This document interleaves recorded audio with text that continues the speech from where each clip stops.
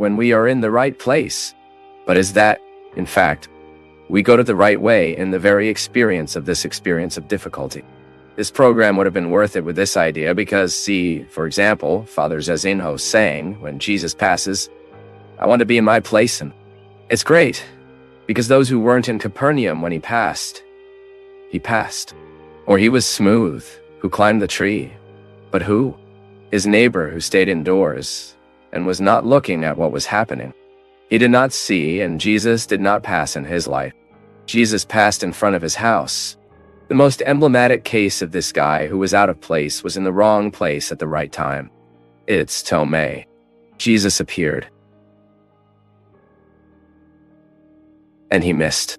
He was not there when Jesus appeared after the resurrection. Then the following week he was, but then Jesus did not appear. And then he doubted, but only if I put my hand. And then when Jesus appears, his faith has a little more difficult than others. This is interesting because God uses such unusual ways to happen. I remember once I received a testimony from a person who had his life modified. For an interview that was happening, I think it was in charge of the Dawn. Here was a show rescue of Dawn, and I was in that rescue. The person turned on the television, started to hear me, when he was going to change the channel. She heard that I was a priest, and I had orange sneakers. She said, "A priest with orange?" He began to pay attention because he found it unusual that a priest was wearing elapsed sneakers. And she said in the testimony she wrote to me a while later, "This is very interesting. The word, it comes to us through postures, through unusual situations. It is funny that sometimes we think that God's care in our lives will be manifested all the time on the doors that are open. But we find that taking care is not just opening the doors. Taking care also consists of closing doors. That when one door closes, others open.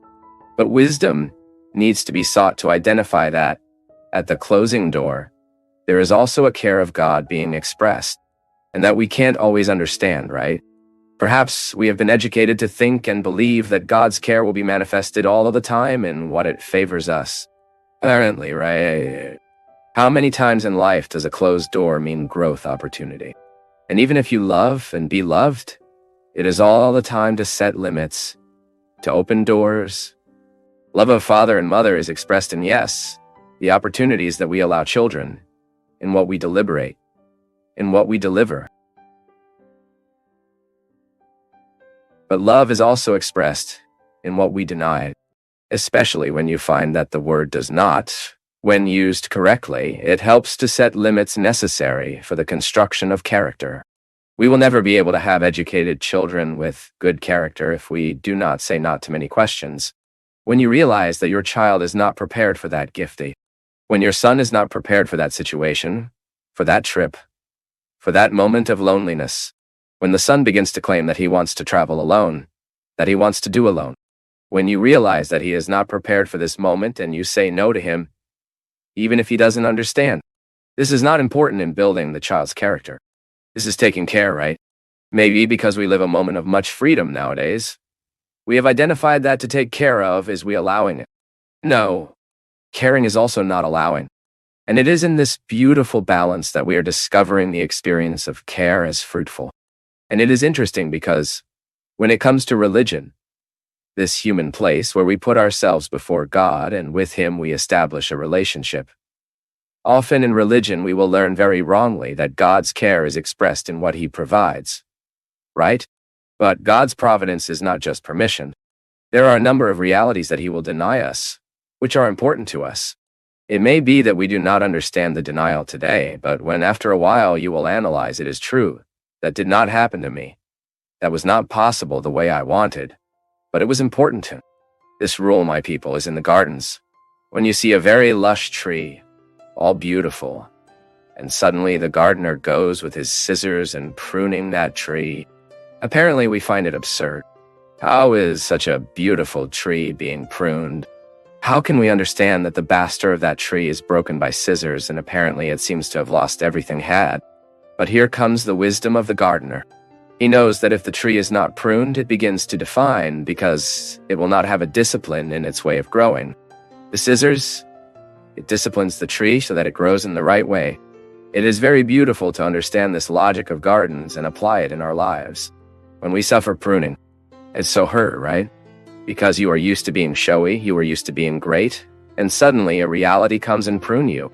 And you don't understand that. It is as we are corrected. When a word of correction reaches our hearts, the first reaction we usually have is of denial of that correction. We think the person who is correcting us is acting with evil. We risk thinking that correction is a wickedness of the other. But not. It is not always a wickedness. It may be. There may be malicious people who are wanting to prune you. Not because you need pruning. It's because your work, your success bothers you. But when this correction comes from a person who has the effective authority of love, I always say that, my people, listen to those who love you. If the word you love is directly connected with the responsibility of doing, you grow, it is important to hear what it has to say, because it is the word of pruning, it is the word of reorientation, it is the word of karit. Is a word that takes care of us. When you have experienced in your life, someone loves you, and she indicated her ways that were more difficult. They were ways of pruning. They were ways of renunciation. And you used it, even though you know it wouldn't be easy. When I did the Faculty of Theology, Father João Azinho once told me like this. I was soon starting the course, and I was not very fond of theology, because I had been in love with the philosophy course. And in my first year of theology, the second, cost to like it. Then I fell in love too, and even liked more than philosophy. And I remember that in one of those conversations I had with him, he told me like this. Fábio, you are used to doing just what you like. Start experimenting with your life to do things that are difficult for you, which doesn't give much pleasure. For example, now you have theology before you. Begin to seek the ways of theology, even facing the difficulties it offers you. You don't like it, you prefer philosophy. But make a point. Make a point of seeking theological knowledge with all the strength of your knowledge, your intelligence, and your affection. Want theology, because when we do something we don't like, it's a precious opportunity that we have to grow, because doing what you already know won't make you grow a lot. I already know how to do it, and that I repeat. Now, when you are placed in an adverse situation, when you are placed in a contrary situation, your brain, your emotion has to react in a way you evolve. You advance as a person. And then he gave a very beautiful example. Have within you always the courage to look for your reservations, your love reserves, because you will need to use them the moment you are being upset. When it is not very favorable to you. I have, my people. After this conversation with Father João Azinho, so much became clearer before me. Especially because I have a very busy life. And I confess to you that I don't like it. I would prefer much more to have a quiet life. A routine. When I exercise the excessive tiredness of my mission, I always remember this priest's word. When I arrive in a place I don't like, because not everywhere we go that we like to be, or because you're very tired, or because there are too many people and you have to pay close attention, and you are not with all that disposition, I always remember the word. Look for the reservations, which is when you grow up. We get unhappy when we don't have pruning, because you are just the tree that grew up, and she stops growing, she reaches a level, and then she gets misshapen. Because she throws branches to all directions, she loses the discipline. And the Christian life, my people, is a constant exercise of discipline. I discipline what I say. I discipline what I hear. I discipline what I see. I discipline what I read. I discipline my attitude.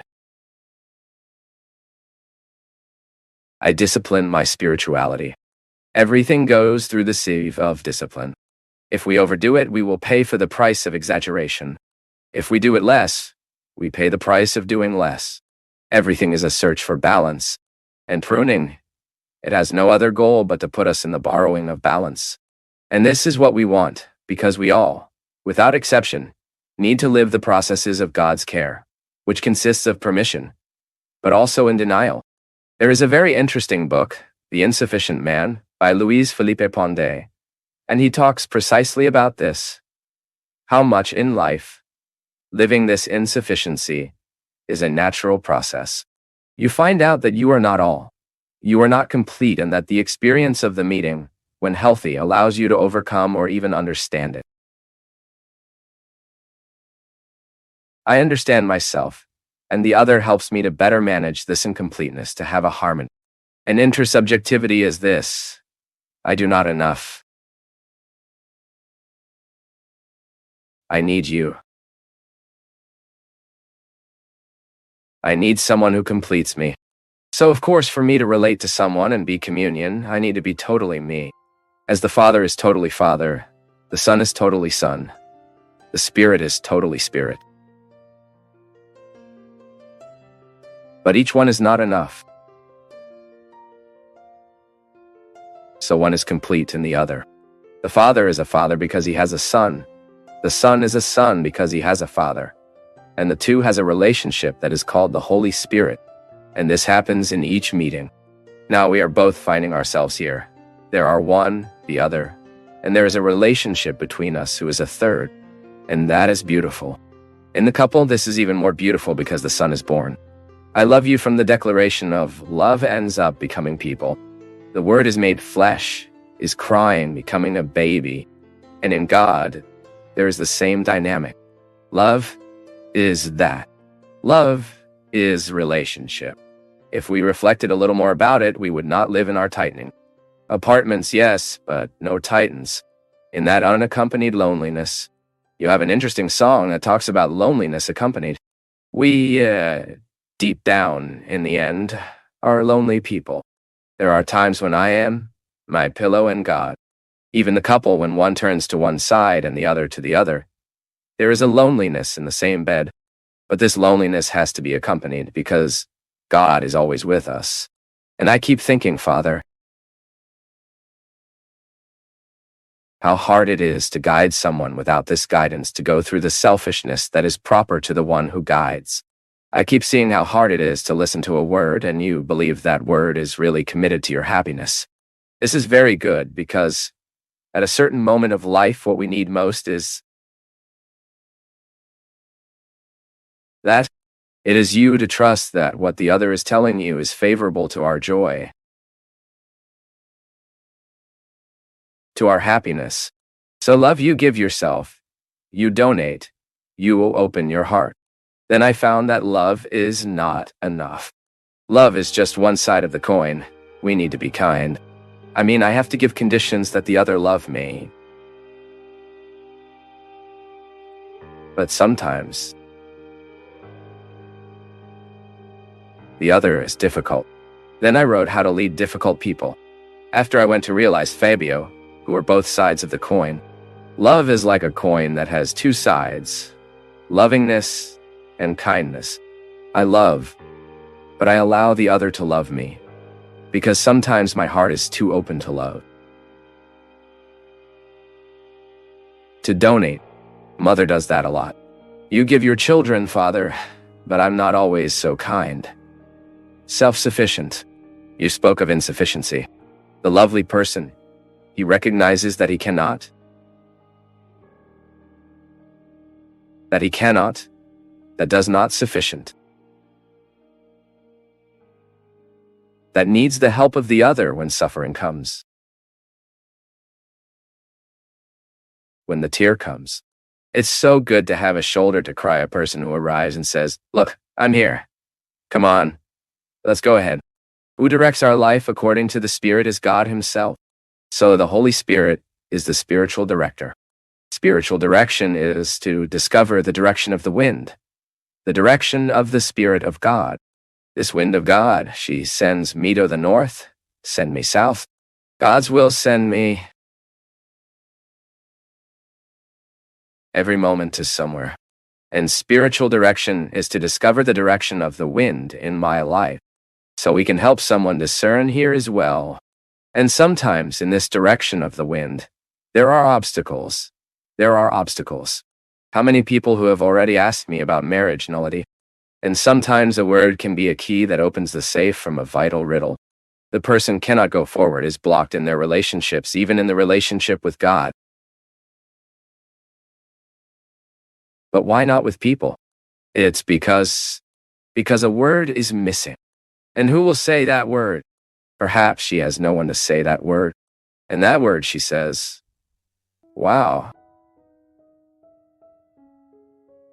But it's true. And then, of course, she will look for a priest, a friend, someone who can help discern this direction of the wind in real life. We put ourselves toward the wind so that it can lead us to boost. This is very interesting, this metaphor, because what sometimes happens here in the program, and you know that accompanies us, is that sometimes what the person needs is to put himself in the right place. I really like this definition of paradise, which is the delimited space for the meeting. When Adam and Eve leave the delimited place for the meeting, they are out of this window.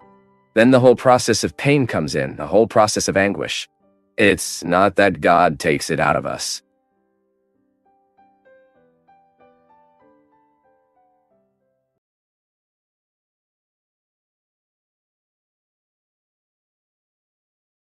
Thank you for joining us on this spiritual journey at Path of Faith. Your participation is key to our community's growth, so please leave your comments, give us a like, share this video, and subscribe for more uplifting content.